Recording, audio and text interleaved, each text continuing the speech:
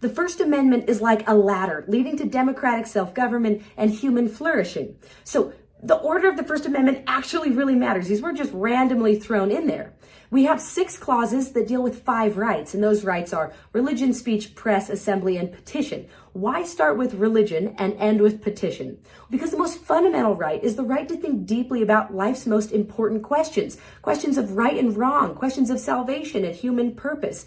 And once you can think freely, once you have freedom of the mind, then and only then do you have free speech. And once you have free speech, then you can disseminate those ideas more widely via the press. And then you can assemble with like-minded people and petition effectively on the basis of those shared ideas. So yes, the First Amendment can be viewed through its component clauses, which each have their own legal histories, some more neglected than the others. But we also need to view the First Amendment as a big whole that talks about what it means to be a human in relation to government.